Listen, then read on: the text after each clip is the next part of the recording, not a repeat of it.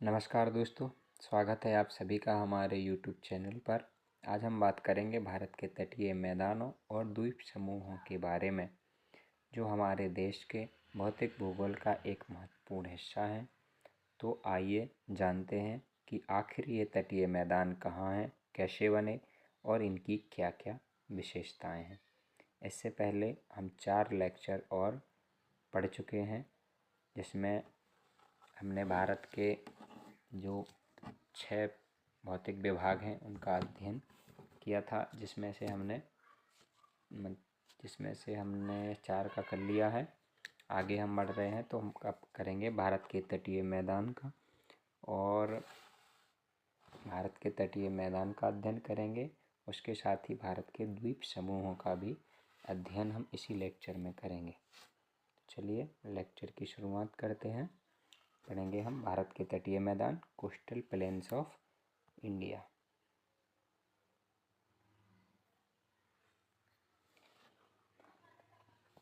भारत के तटीय मैदान मुख्य 2 भागों में विभाजित हैं। कौन कौन सा? पश्चिम तटीय मैदान, अंग्रेजी में कहते हैं वेस्टर्न कोस्टल प्लेन। दूसरा है पूर्वी तटीय मैदान, जिसे इंग्लिश में क्या बोलते हैं? Eastern coastal plain. मतलब कि भारत में मुख्यतः 2 प्रकार के तटीय मैदान हैं, पश्चिम तटीय मैदान और पूर्वी तटीय मैदान। आइए इनको आगे अध्ययन करते हैं। पहले हम पढ़ेंगे पश्चिम तटीय मैदान के बारे में, और उसके बाद हम पढ़ेंगे पूर्वी तटीय मैदान के बारे में।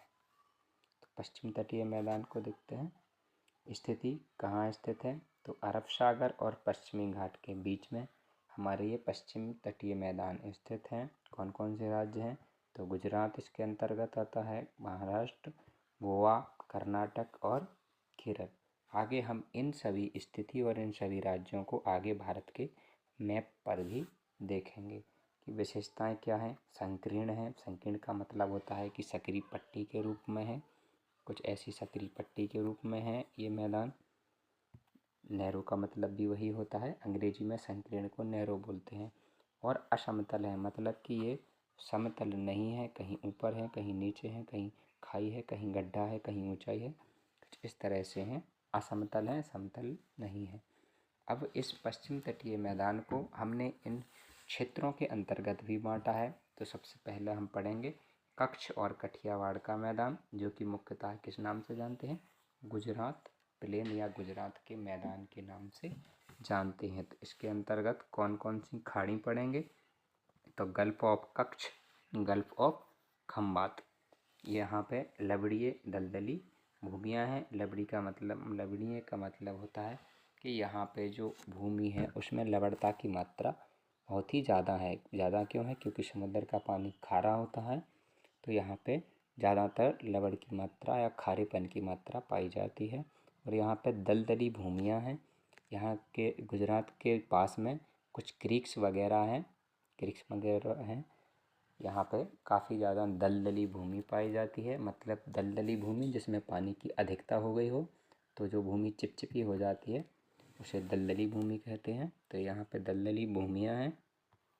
आगे बढ़ते हैं। दूसरा है कोंकण तट। कोंकण तट मुंबई से गोवा तक प्राकृतिक बंदरगाह की प्रचुरता है।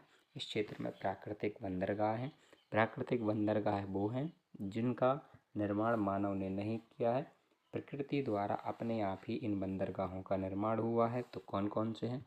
उसमें मुंबई है, रत्नागिरी आदि हैं।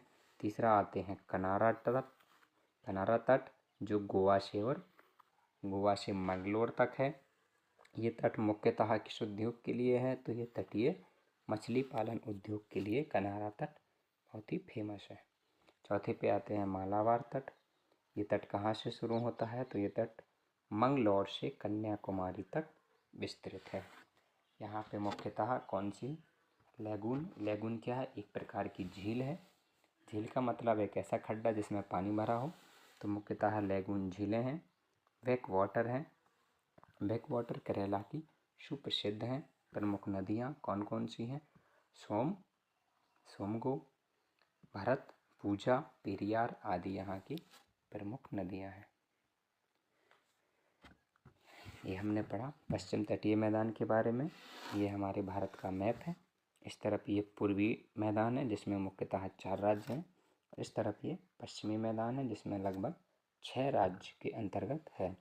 तो पहले हमने ये देखा गुजरात तट, उसके बाद हमने देखा कोंकण तट, उसके बाद देखा कन्नड़ तट और उसके बाद देखा मालाबार तट।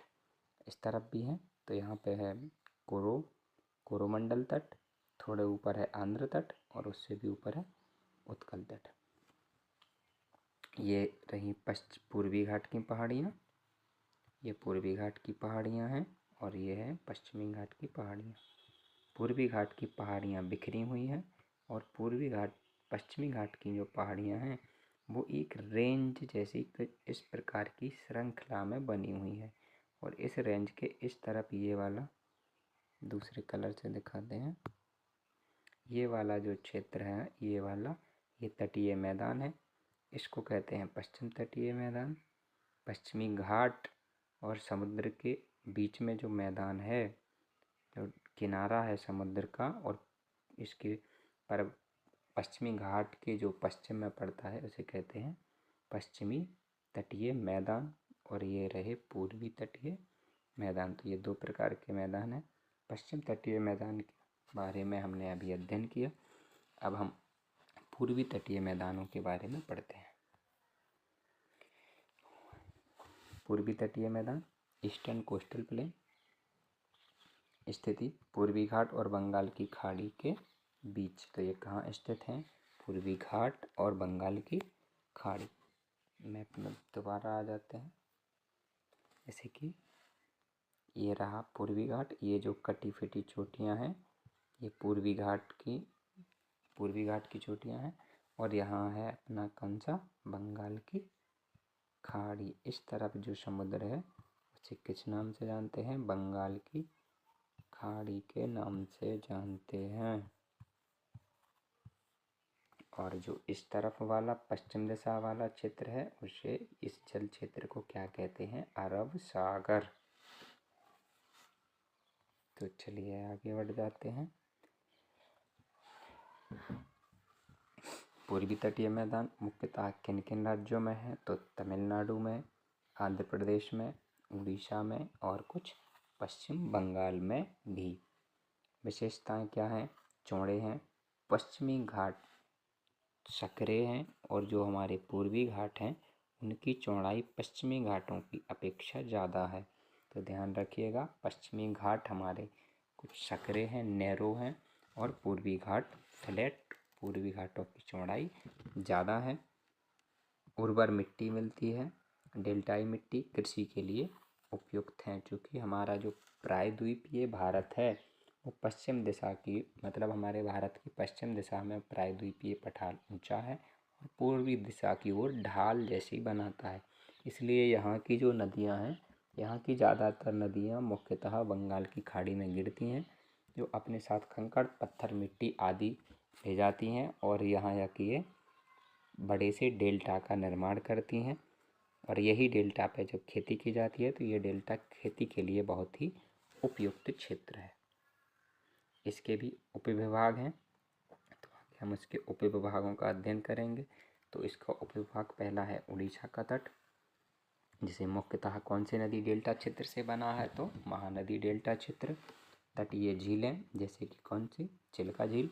चिल्का एक तटीय झील है। तट का मतलब है कि ये समुद्र के तट के एकदम समुद्र के किनारे है, जैसे चिल्का झील। उसके बाद पढ़ते हैं आंध्रा तट, जो कि मुख्यतः कौन कौन नदियों से बना है? तो गोदावरी और कृष्णा का डेल्टाई क्षेत्र है। गोदावरी नदी और कृष्णा नदी का कौन सा क्षेत्र है? ये डेल्टाई क्षेत्र है। मतलब ये नदियाँ, इन नदियों का जहाँ डेल्टा प्रदेश है, जहाँ ये नदियाँ डेल्टा डिपॉजिट करती हैं, उसी क्षेत्र में ये तट स्थित है। अत्यंत उपजाऊ है। यहाँ पे किस चीज़ की खेती होती है? तो यहाँ पर मुख्यतः धान की खेती होती है। तीसरे पे आते हैं कोरोमंडल तट। तीसरे पे कोरोमंडल तट नेल्लौर से कन्याकुमारी तक विस्तृत है। यहाँ पूर्वी मानसून, नॉर्थ ईस्ट मानसून से वर्षा होती है। ध्यान रखिए, जो बरसात के मौसम में अपने यहाँ बारिश होती है, अपने यहाँ पे जो वर्षा होती है वो वो पूर्व पश्चिम मतलब वो पश्चिम दिशा से पूर्व दिशा मतलब दक्षिण पूरब की तरफ आने वाला मानसून है। लेकिन यहाँ पे कौन से मानसून से वर्षा हो रही है? यहाँ से पूर्वी मानसून से वर्षा होती है। पूर्वी मानसून का मतलब वो है कि अपने भारत से जो साउथ वेस्ट जो दक्षिण दिशा से मानसून आता है भारत में, उस दिशा से जब मानसून आता है तब इस क्षेत्र में बारिश नहीं होती। जब मानसून भारत से लौटता है तो लौटता हुआ मानसून इस क्षेत्र में वर्षा करता है। मुख्यतः यहाँ कौन कौन सी नदियाँ हैं? तो गंगा नदी, महानदी, गोदावरी रिवर, कृष्णा, कावेरी आदि, यहाँ ये सभी नदियाँ इस क्षेत्र में बहुत ही बड़ा डेल्टा क्षेत्र का निर्माण करती हैं। इसके साथ ही हमने अभी अध्ययन किया हमारे तटीय मैदानों के बारे में, जो कि 2 प्रकार के हैं, पश्चिम तटीय मैदान, पूर्वी तटीय मैदान, जिनमें हमने अभी अध्ययन किया। आगे हम बढ़ते हैं और अब आगे हम अध्ययन करेंगे भारत के द्वीप समूह।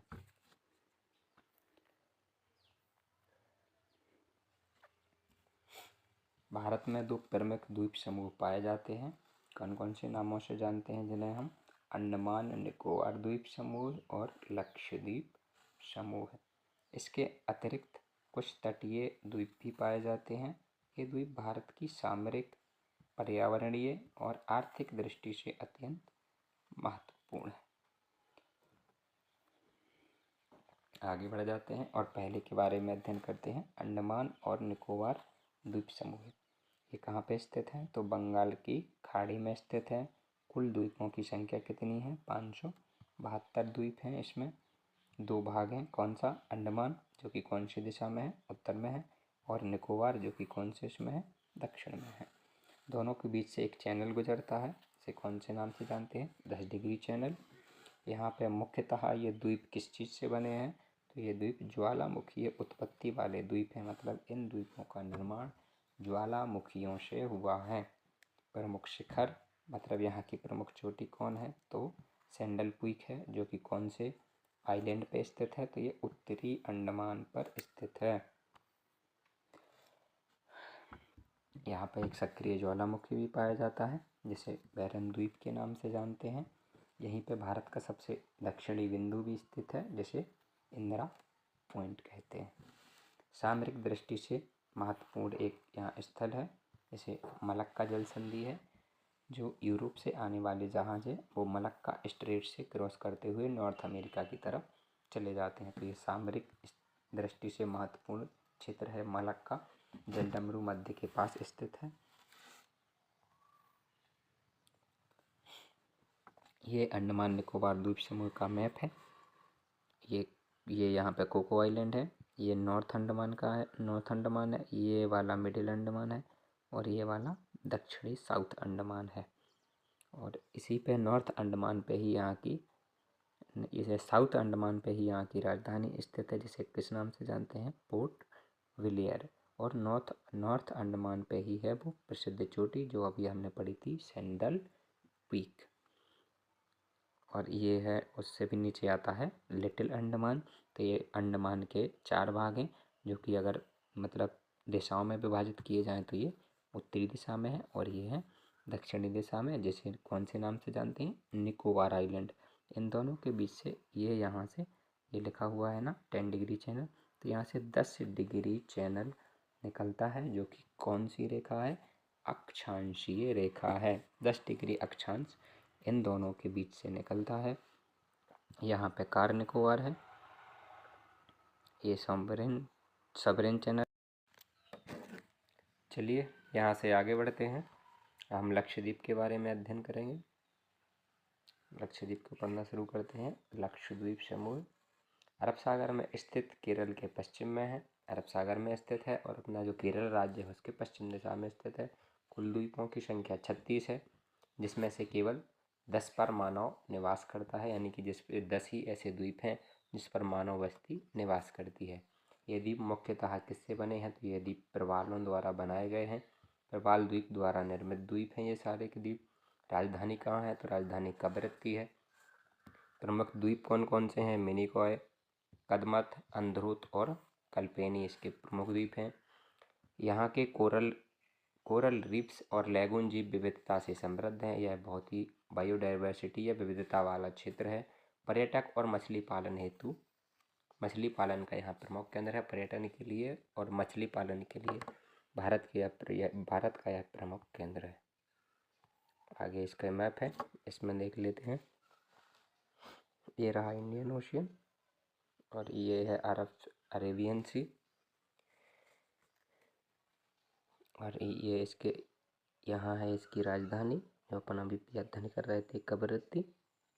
और ये इसके छोटे छोटे बिखरे हुए द्वीप हैं। ये लक्षद्वीप के बिखरे हुए द्वीप हैं जो थोड़े से बड़े आकार में है। टोटल यहाँ पे 36 द्वीप हैं, कुछ छोटे द्वीप हैं, कुछ बड़े द्वीप हैं। तो इस प्रकार से बिखरे हुए हैं और यहाँ से पास होता है 9 डिग्री चैनल। उसके नीचे से यहाँ ये रहा, यहाँ से 8 डिग्री चैनल पास करता है, यहाँ से 9 डिग्री चैनल पास करता है। ध्यान रखिए ये 9 डिग्री चैनल अक्षांशीय रेखाएं हैं, देशांतर रेखाएं नहीं हैं, ये अक्षांशीय रेखाएं हैं। तो आगे बढ़ जाते हैं। कुछ अन्य द्वीप भी हैं। भारत के तटों के पास कुछ छोटे द्वीप भी पाए जाते हैं। मुंबई के पास सालसेट द्वीप और दमन और द्वीप जो कि गुजरात के और महाराष्ट्र तटों के बीच में कुछ समुद्र के किनारे पाए जाते हैं। चिल्का झील, कलिजियाई द्वीप, चिल्का झील जो कि हमने उड़ीसा में देखा था। ये द्वीप स्थानीय पर्यटन और मछली पालन में सहायक हैं। इन द्वीपों पर स्थानीय पर्यटन मतलब वहाँ के क्षेत्र के लोगों को घूमने के लिए जगह हैं और मछली पालन के ये प्रमुख केंद्र बने हुए हैं। चलिए आगे बढ़ते हैं। जैसे कि हमने जैसे कि हमने 2 प्रकार के द्वीप पढ़े, यहाँ पे पूर्वी और यहाँ पे पश्चिमी। यहाँ पे पश्चिमी तटीय मैदान और इस तरफ पूर्वी तटीय मैदान। इस तरफ हमने गुजरात का मैदान पढ़ा था, महाराष्ट्र का पढ़ा था, गोवा का पढ़ा था, केरल, तमिलनाडु वगैरह का पढ़ा था। और दूसरी तरफ हमने अध्ययन किया उड़ीसा का, आंध्र प्रदेश का और जो पश्चिम बंगाल के तट का। और ध्यान रखिएगा जो पश्चिम तटीय मैदान है उसकी ऊंचाई ज़्यादा है, समतल कम है, वहाँ पे फ्लैट टॉप ज़्यादा पाए जाते हैं। लेकिन जो पश्चिमी तटीय मैदान की अपेक्षा जो पूर्वी तटीय मैदान है वो मैदान ज़्यादा समतल है और ये मैदान नदियों द्वारा लाई गई मिट्टी से बना है, इसलिए ये मैदान काफ़ी उपजाऊ है। यहाँ पे गंगा, महानदी, ब्रह्मपुत्र आदि नदियों द्वारा महान डेल्टा क्षेत्र का निर्माण होता है। गंगा और ब्रह्मपुत्र नदी इसी क्षेत्र में एक बड़े डेल्टा का निर्माण करती हैं जिसे अपन लोग सुंदरबन डेल्टा के नाम से जानते हैं, जो कि विश्व का सबसे बड़ा डेल्टा क्षेत्र है जो कि गंगा और ब्रह्मपुत्र नदी मिलकर बनाती है। तो इसी के साथ ही हम यहाँ अपने लेक्चर समाप्त करते हैं। तो सभी के लिए थैंक यू भाई, thank you all for support. आपको ये वीडियो पसंद आ रहे हो तो वीडियो को लाइक करें, हमारे चैनल को सब्सक्राइब करें। धन्यवाद। जय हिंद।